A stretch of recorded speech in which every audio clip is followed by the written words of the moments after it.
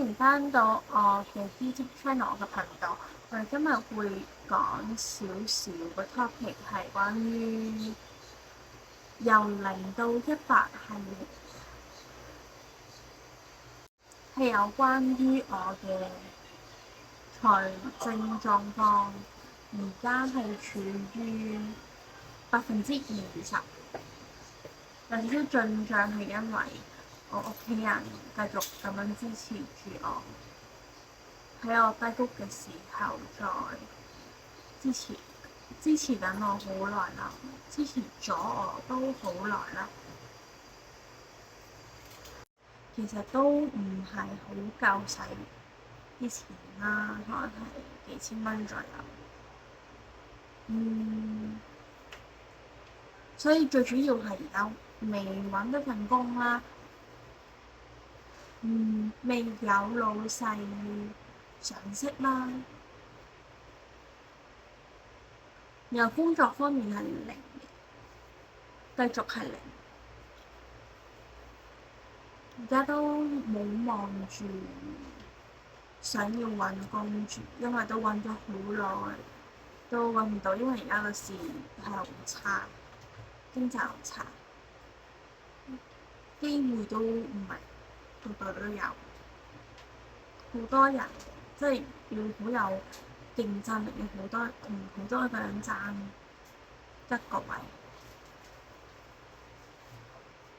所以咧，而家主要呢近排啦，最近呢幾個月啦，最主要嘅都係創業啦，經營我自己嘅生意啦。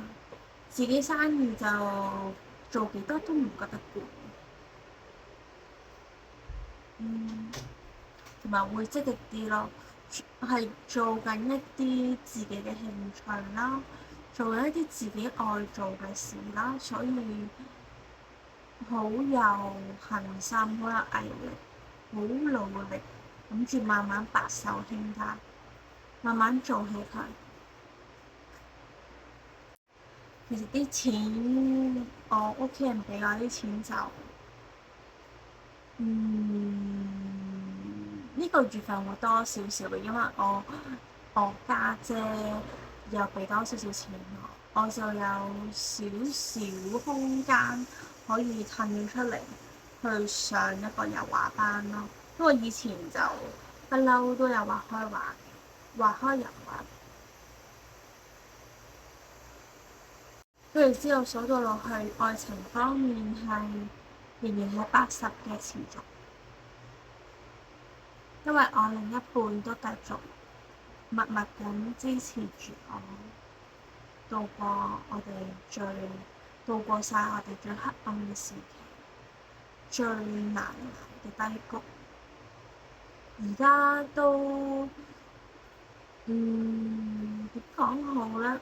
都算低谷，但係已經開始轉運啦，已經轉咗運過嚟我哋呢度。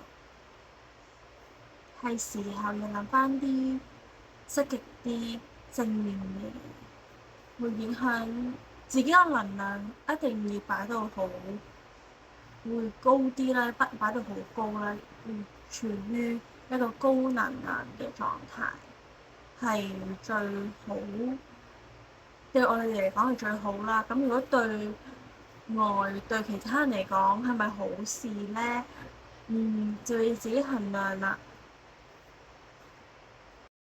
我哋最近都係嗰啲啦，打打鬧鬧又過咗去，又過日子啦。但呢個月尾會有多啲節目嘅，都會有少少忙碌，有啲嘢做。到時候我再拍啲 vlog 俾你哋睇下，要拍多啲 vlog 可以做多啲 influencer 嘅工作，因為我嘗試想 active 啲喺 social media 面前，而且我喺我哋嘅健康方面咧係處於60，係因為仲有啲症狀，有焦慮症嘅症狀，仲食緊藥。我哋而家食緊係125mg 嘅抗焦慮藥，但打算再加藥，因為啲藥嘅份量唔夠，仲有少少嘅焦慮症，輕微啦。其實我本身我未食藥之前係焦慮得好緊要，係會心跳加快啦，加到我記得我量血壓嘅時候200咯，嚇死我嗰時。跟住就去到食抗焦慮藥粒半粒，跟住再加鎮靜劑啦。鎮靜劑就係咁食住先，又跟住去到後期先冇食鎮靜劑，就唔想依賴咗呢一樣藥物，所以就淨係單靠食抗焦慮藥咯。目前嚟講就係我 expect 佢嘅醫生，我下個月覆診啦，expect 佢會加多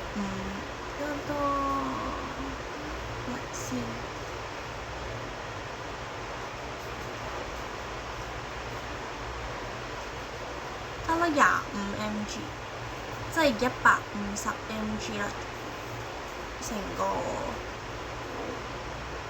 total 係150mg。嗱，我講到呢度就差唔多啦，講我健康方面嘅狀況。嚟緊，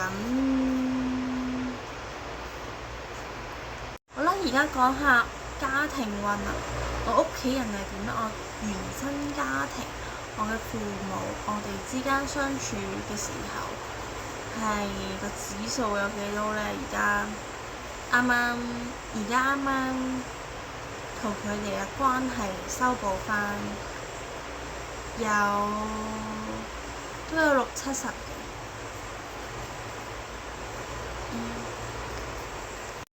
而我另一半咧，佢就話有85啦。對於我嘅家庭，我哋嘅家庭運係咁講，因為我未婚夫求咗婚，但係仲未結婚，我哋仲未簽字。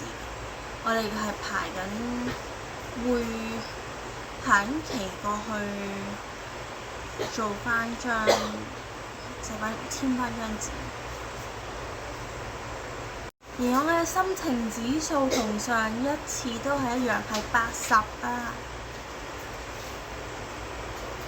捉住呢個點解會係80？因為我有我嘅未婚夫支持住我啦，慢慢緊有足夠嘅生活費啦，其實都唔係好夠，仲有。我嚟緊會學油畫班啦，呢個係我嘅興趣啦。咁亦都會，我諗緊再遲下會再 join 一啲瑜伽啊、普拉提啊。如果初步去做瑜伽啊、普拉提啊、Pilates 做fitness 做 gym 咯，總之做下啲運動出下汗，去增加身體，促進呢個身體嘅循環。當然啦，仲有啲小動物啦，我有隻貓咯，掛住佢啦，所以而家都排緊期，諗住返屋企見到佢，返我阿媽屋企。好啦，呢條片就去到呢度啦，我又同大家講拜拜，我哋下條片再見啦。